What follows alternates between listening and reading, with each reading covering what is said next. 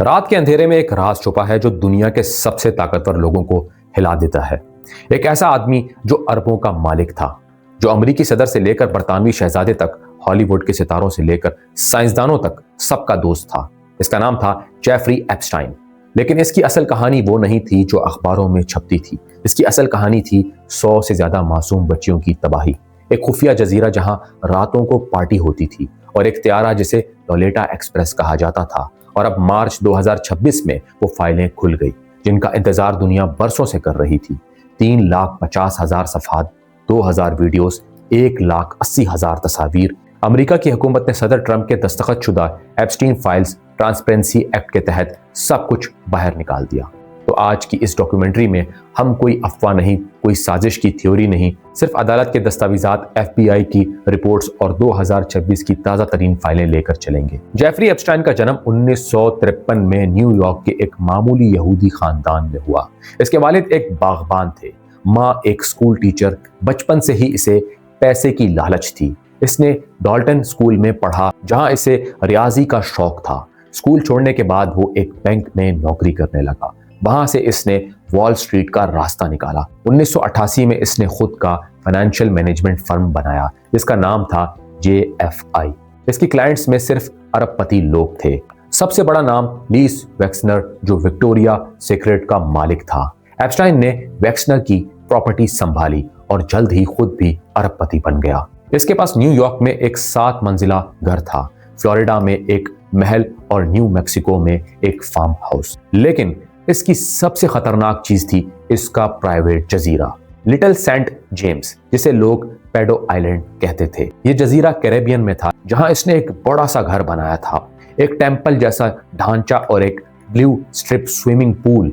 फाइलों में बताया गया है कि यहाँ वो बच्चियों को लेकर आता था जो उम्र में 14 से 17 साल तक की थी। वो इन्हें पैसे देता था, तहाइफ देता था और फिर इनसे जिनसी ज्यादती करता था। इसका त्यारा बोइंग 747, जिसे लोलेटा एक्सप्रेस कहा जाता था, दुनिया भर में उड़ता था। फाइलों में फ्लाइट लॉग्स हैं जिनमें 100 से ज्यादा परवाजें दर्ज हैं। इस त्यारे में कौन कौन बैठा? बिल क्लिंटन 26 बार परवाज कर चुके थे, प्रिंस एंड्रियो कई बार, और भी बहुत से ताकतवर लोग। अब आते हैं इसकी जुराइम की तफसील पर।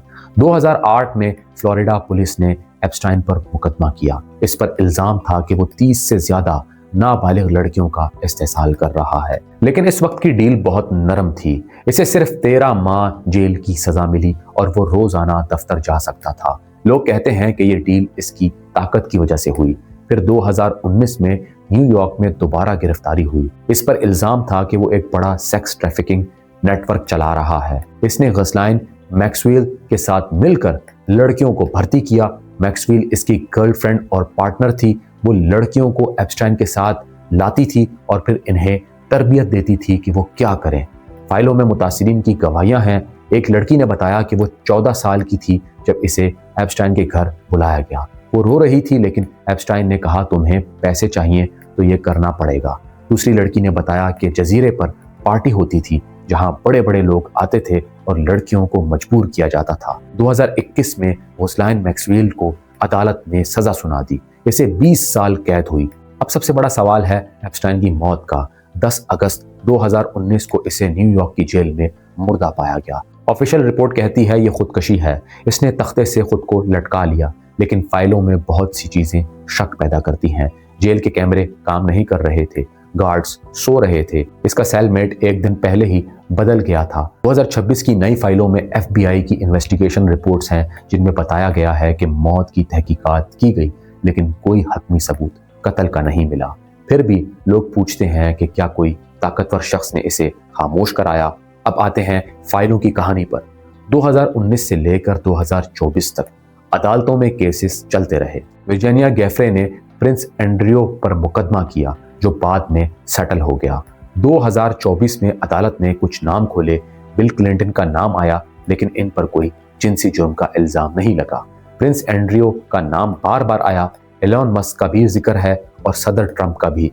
2026 में ट्रंप साहब ने एप्स्टाइन फाइल्स ट्रांसपेरेंसी एक्ट पर दस्तखत किए। ये एक्ट कांग्रेस ने पास किया था। इसके तहत डिपार्टमेंट ऑफ जस्टिस को सब दस्तावेजात जारी करने थे। जनवरी 30, 2026 को 3 मिलियन से ज्यादा सफ़हात जारी हुए, 2000 वीडियोस, 1,80,000 तस्वीर, कुल मिलाकर 3,50,000 सफ़हात। इनमें फ्लाइट लॉग्स हैं, बैंक ट्रांजैक्शंस हैं, ईमेल्स हैं, मुतासिरीन के इंटरव्यूज़ हैं। फाइलों में क्या निकला? एक बड़ी बात यह कि कोई सादा सा क्लाइंट लिस्ट नहीं है जिसमें नाम और जुर्म लिखा हो, बल्कि ये एक बड़ा नेटवर्क है। एप्स्टाइन लोगों को पैसे देता था, इनके लिए पार्टियां करता था और बदले में वो इसकी हिफाजत करते थे। बिल क्लिंटन का नाम हजारों बार आया है। वो कहते हैं कि मैंने सिर्फ फ्लाइट परवाज की थी।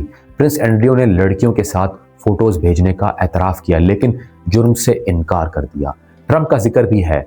एक ईमेल में एप्स्टाइन ने ट्रंप को मुबारकबाद दी थी, लेकिन ट्रंप ने कहा, मैंने एप्स्टाइन को बरसों पहले बैन कर दिया था। फाइलों में मुतासिरीन की कहानियां दिल दहला देती हैं। एक लड़की ने लिखा है कि मुझे बार बार मजबूर किया गया। दूसरी ने कहा कि मैंने सोचा ये मेरी जिंदगी बदल देगा, लेकिन ये तबाह कर गया। दोस्तों जरा सोचो, ये लोग जो दुनिया चलाते हैं, इनके पास पैसा है, ताकत है और राब्ता है, लेकिन क्या इंसाफ सबके लिए एक जैसा है? 2026 की फाइलों में एक चीज वाज़ह है कि एप्स्टाइन अकेला नहीं था। इसके पीछे एक पूरा सिस्टम मौजूद था। मैक्सवेल को सजा हुई, लेकिन बाकी लोग अब भी आज़ाद घूम रहे हैं। अक़वाम मुत्तहिदा के माहिरीन ने कहा है कि फाइलें जारी करने का अमल फ्लॉड था। बहुत सी चीज़ें ब्लैक आउट की गई। मुतासिरीन की प्राइवेसी की हिफाजत के नाम पर कुछ ताकतवर लोगों की हिफाजत भी हुई, लेकिन फिर भी बहुत कुछ खुल गया। अब लोग इन फाइलों को पढ़ रहे हैं, सहाफ़ी इसका तज्जिया कर रहे हैं और दुनिया पूछ रही है कि अब क्या होगा। एक और अहम बात, एप्स्टाइन का नेटवर्क सिर्फ अमेरिका तक महदूद नहीं था। इसके जजीरे पर यूरोप के लोग भी आते थे, एशिया के, मशरिक़ वस्ता के। फाइलों में बैनुल-अक़वामी राब्तों का जिक्र है। एक रिपोर्ट में बताया गया कि इसने कई सियासतदानों को फंड किया, कई सियासतदानों को पैसे दिए। इसका मकसद क्या था? सिर्फ जिनसी लज़्ज़त या कुछ और? फाइलों में यह भी है कि एप्स्टाइन खुद एक साइंसदान समझा जाता था। वो जीन एडिटिंग और मस्नूई ज़हानत पर बात करता था, लेकिन इसकी असल हकीकत जुराइम थी। दोस्तों आप सोचें कि अगर ये फाइलें ना खुलती तो क्या होता? मुतासिरीन की आवाज़ दबी रहती, ताकतवर लोग हंसते रहते, लेकिन अब इंसाफ की रोशनी आई है। अगरचे मुकम्मल इंसाफ अभी नहीं हुआ, लेकिन नाम अब भी सुर्ख हैं। कई दस्तावेज़ात अब भी बंद हैं, लेकिन ये शुरुआत है। मुतासिरीन अब आगे आ रहे हैं, वो अपनी कहानियां शेयर कर रहे हैं। दुनिया देख रही है और ये देखकर खौफ भी लगता है कि ताकत कितनी खतरनाक हो सकती है। एप्स्टाइन मर चुका है, मैक्सवेल जेल में है, लेकिन इसका नेटवर्क अब भी जिंदा है। ये फाइलें हमें बताती हैं कि इंसाफ सिर्फ कागज पर नहीं होता, ये तब होता है जब ताकतवर लोग भी जवाबदेह हों। अगर आप ये डॉक्यूमेंट्री देख रहे हैं तो शेयर करें, कमेंट में बताएं कि आप क्या सोचते हैं। क्या मजीद तहकीकात होनी चाहिए? क्या बाकी फाइलें भी जारी होनी चाहिए? क्योंकि इन बच्चियों का दर्द अब भी ताज़ा है, इनका इंसाफ अब भी अधूरा है। दोस्तों ये कहानी खत्म नहीं हुई, ये अब शुरू हुई है। इंसाफ के लिए आवाज़ उठाएं, ताकत के सामने झुके नहीं, क्योंकि सच हमेशा निकल कर आता है, चाहे कितना भी वक्त लगे।